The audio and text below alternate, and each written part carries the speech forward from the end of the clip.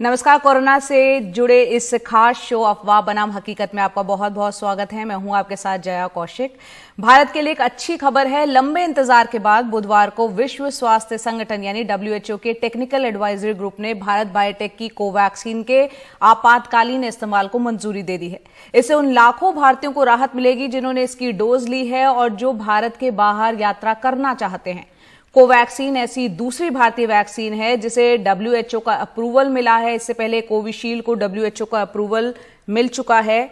मंजूरी मिलने के बाद कोवैक्सीन अब दूसरे देशों में भी निर्यात की जा सकेगी। कोवैक्सीन को WHO की मंजूरी मिलने के क्या मायने हैं और एक आम इंसान को इससे क्या कुछ फायदा पहुंचेगा, ये समझने के लिए हमारे साथ दो खास मेहमान जुड़ रहे हैं। डॉक्टर शशांक जोशी जो कि महाराष्ट्र की कोविड टास्क फोर्स के सदस्य हैं, साथ ही हमारे साथ जुड़ रहे हैं डॉक्टर सुभाष सालुंखे जो कि सीनियर एडवाइजर हैं public health foundation of India के, साथ ही नेशनल कोविड टास्क फोर्स के सदस्य भी हैं।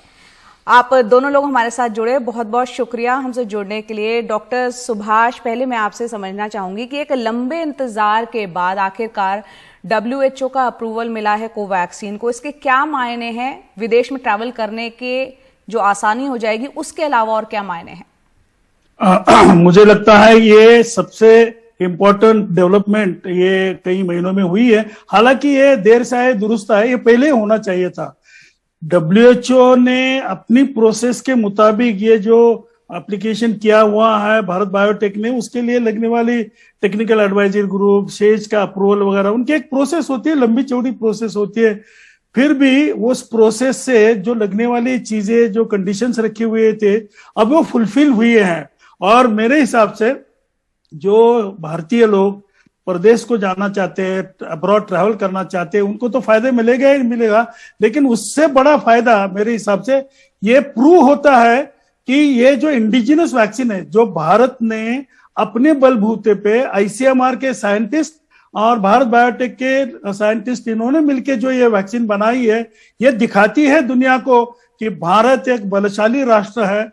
टेक्नोलॉजी के बारे में, वैक्सीन डेवलपमेंट के बारे में ये अभी नॉट ओनली WHO पर पूरी वर्ल्ड ने अभी वो एक्सेप्ट किया है, WHO ने उसको सर्टिफाई किया है।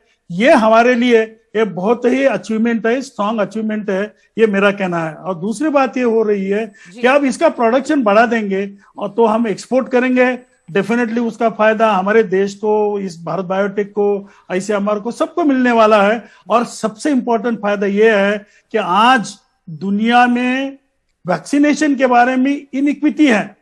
आज भारत सहित कुछ देशों ने, जैसे भारत में 107 करोड़ लोगों को वैक्सीन मिला है, अमेरिका में 80% लोगों को 2 डोसेस मिले हुए हैं, और कई डेवलप्ड नेशंस ने बहुत अच्छी प्रगति की है। लेकिन ऐसे भी देश है, अफ्रीका में है और कई जिसे डेवलपिंग नेशंस के हैं, इन देशों को अब ये वैक्सीन सप्लाई भारत एक्सपोर्ट कर सकता है। अपनी तो अभी हम केयर ले ही रहे हैं, लेकिन दूसरे देशों को जो हम चाहते हैं कि भारत के सहित पूरे के पूरी वर्ल्ड में, पूरी दुनिया में सब लोग प्रोटेक्ट किए जाए, उसमें हमारा योगदान बहुत अच्छा होगा। और मुझे लगता है कि एक अच्छी स्टेप हो गई, हालांकि पहले होनी चाहिए थी। जब डॉक्टर सुभाष, ये एक भारत के लिए भी अच्छी बात है कि दुनिया जो कि पूरी महामारी से गुजर रही है, उसका सामना कर रही है, उसमें भारत का भी एक अमूल्य योगदान रहेगा। डॉक्टर शशांक जोशी जो कि सदस्य हैं कोविड-19 टास्क फोर्स महाराष्ट्र में, वो भी हमारे साथ हैं। डॉक्टर शशांक, यहाँ एक बात जो है कि WHO ने कोवैक्सीन लेने की इजाजत अभी गर्भवती महिलाओं के लिए नहीं दी है, उसकी सुरक्षा और असर को लेकर अभी भी WHO श्योर नहीं है, जबकि हमारे देश में जो प्रेग्नेंट विमेन है वो वैक्सीन ले रही हैं। इस पर आप क्या कहेंगे? ये बिल्कुल गलत है WHO का। इनफैक्ट प्रेग्नेंट वुमन में सबसे सेफ वैक्सीन किल्ड वैक्सीन होता है, इसलिए गर्भवती स्त्रियों में आपको कोई वैक्सीन चूज करना होगा तो कोवैक्सीन की मान्यता ज्यादा होती है। वह वर्ष 2 के बाद कोवैक्सीन एक ही वैक्सीन है पूरे दुनिया में जो 2 से ऊपर 100 आयु तक दे सकते हैं। उसकी पूरी जांच, एक्सपेरिमेंट्स हो गए हैं, लेकिन WHO सब चीज में अड़का रहा था भारत को, और वो अल्टीमेटली अड़का नहीं पाएगा क्योंकि वो मल्टीनेशनल कंपनियों के दबाव में आके हमको 1-6-8 महीने बहुत टाइम पास किया उन्होंने, और ये गलत है। साइंस को मायने नहीं रखा उन्होंने। कोवैक्सीन एक किल्ड वैक्सीन है, इसलिए सेफ्टी के दृष्टिकोण से देखेंगे आप, बच्चों में सेफ्टी हो, गर्भवती स्त्रियों में सेफ्टी हो या आम जनता में सेफ्टी हो, तो ये दुनिया का सबसे सेफ वैक्सीन है। और भारत एक वैक्सीन फार्मेसी है। दुनिया में हर दूसरा वैक्सीन जो बनता है वो भारत में तैयार होता है। आत्मनिर्भर भारत की एक सक्षम वैक्सीन बनाने की ये क्षमता इसमें दिखाती है। और एक चीज है कि अभी बहुतांश देशों में जो कोरोना फैल रहा है वो डेल्टा स्ट्रेन का है। भारत में भी जो भी थोड़ा बचा कुचा कोरोना है वो भी डेल्टा स्ट्रेन का है। और डेल्टा स्ट्रेन के विरुद्ध भी कोवैक्सीन के सबसे अच्छे शोध निबंध है पूरे अच्छे जर्नल्स में, जैसे लैंसेट हो, सीआईडी हो, ये सब जर्नलों में भी उन्होंने अपने शोध निबंध प्रस्तुत किए हैं। इसलिए सेफ्टी स्टैंड पॉइंट से मेरे को कोई दो राय नहीं है कि ये सेफ वैक्सीन है और ये प्रेगनेंसी का करेक्शन भी वो कर देंगे। उनको एक रुकावट करने का ही एक एजेंसी है, ऐसे मैं WHO को मानता हूं। और इसलिए उन्होंने थोड़ा सा अनफेयर ट्रीट किया है। उनकी प्रोसेस भी ओपेक नहीं थी और बहुत ज्यादा डिले कर दिया था। ये बहुत जल्दी आना चाहिए था, क्योंकि जैसे भारतीयों को कोवैक्सीन का लाभ मिल रहा है वैसे ही पूरे दुनिया को भी लाभ मिलना चाहिए। ये मेरा व्यक्तिगत मत है। जी, जैसे भारतीयों को मिल रहा है वैसे पूरी दुनिया को भी इसका फायदा मिलना चाहिए कोवैक्सीन को। और ये भारत बायोटेक और ICMR दोनों मिलकर इस वैक्सीन को बना रहे हैं। डॉक्टर सुभाष, यहाँ पर कोवैक्सीन की जो शेल्फ लाइफ है उसको बढ़ाकर 12 महीने वो कर दिया गया है। इससे अब वैक्सीन की जो वेस्टेज है, जो बर्बादी हो रही थी, कहीं ना कहीं उसकी कमी देखने को मिलेगी और उसकी एफिकेसी पर क्या कोई असर पड़ेगा इसका? बिल्कुल नहीं पड़ेगा, क्योंकि जैसे ये कहा है कि हिंदुस्तान में, भारत में इसकी जब डेवलपमेंट हुई है और ये किल्ड वैक्सीन है, इसके पहले कई सालों से हमने ये अटेन्यूएटेड वायरल जो किल्ड वैक्सीन होता है उसका इस्तेमाल किया हुआ है। कई दशकों से इस प्रकार का वैक्सीन मैन्युफैक्चर करने का भारत बायोटेक का अनुभव है और ICMR ने उसको जो टेक्निकल इनपुट्स दिए हुए हैं एडिशनल, तो इससे मुझे लगता है कि शेल्फ लाइफ बढ़ाने से फायदा ही फायदा है, उसमें नुकसान कुछ भी नहीं है। हालांकि हमारी देश की जो भी के भौगोलिक एवं जो टेम्परेचर कह रहे एनवायरमेंटल जो सिचुएशन है, हमारे हेल्थ सिस्टम की जो एक ताकत है और उसमें भी कुछ डिफिशियंसीज है, इसको सबको एड्रेस करने वाला ये एक अच्छी तरह का डेवलप किया हुआ इंडिजिनस वैक्सीन है। बाकी जैसे फाइजर का वैक्सीन हो या और कोई मॉडर्ना का वैक्सीन हो कि जिसको -60-70 डिग्रीज तक रेफ्रिजरेट करना पड़ता है, तो ऐसा कोई इसकी जरूरत नहीं है। जो कई दशकों से हम वैक्सीन का ट्रांसपोर्टेशन के, स्टोरेज किए हैं, इस्तेमाल किए हुए हैं, ये सब कुछ हमने किया है। तो मुझे बहुत खुशी है कि हमने ये प्रूव कर दिया है कि एक कंट्री जिसकी जो रिक्वायरमेंट है वो खुद अपनी तरफ से कैसे मैन्युफैक्चर करके पूरी कर सकती है। इतना ही नहीं, तो जैसे मैंने पहले ही कहा, बाकी भी देशों को हम इससे काफी फायदा देने वाले हैं। बिल्कुल, ना सिर्फ भारतीयों को बल्कि बाहर जो रह रहे हैं और पूरी दुनिया में, अब क्योंकि अब इसको निर्यात भी किया जा सकेगा तो बहुत से लोगों को इसका फायदा मिलेगा। डॉक्टर शशांक, यहाँ पर निर्यात की क्योंकि इजाजत मिल गई है, जाहिर सी बात है दुनिया में कोरोना वैक्सीन को लेकर एक और भारतीय कंपनी कॉम्पिटिटर के तौर पर अब नजर आएगी। बिल्कुल सही है आपका।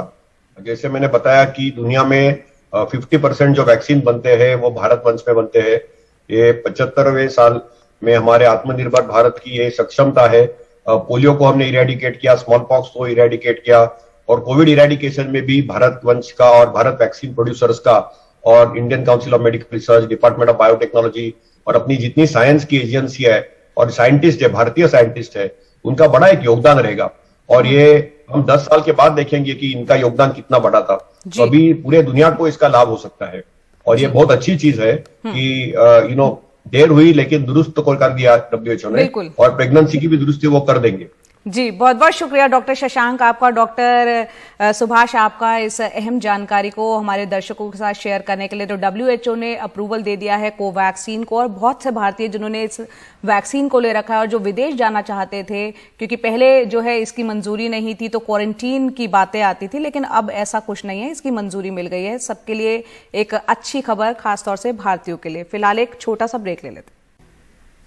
दुनिया में कोरोना महामारी अभी खत्म नहीं हुई है। हमारे देश की अगर बात करें तो भले ही अभी कोरोना संक्रमण के मामले कम हैं, मौतें भी कम हो रही हैं, लेकिन ये भी सही है कि टीकाकरण और टेस्ट भी कम हो रहे हैं। कल पूरे देश में हम जानते हैं कि दीपावली की जगमग रही, लेकिन इस भीड़ में लोग लापरवाह, बेपरवाह नजर आ रहे थे, जिससे संक्रमण का खतरा बढ़ सकता है। बेहद सावधान रहने की जरूरत है क्योंकि कोरोना अभी कहीं गया नहीं है। देखते हैं रिपोर्ट।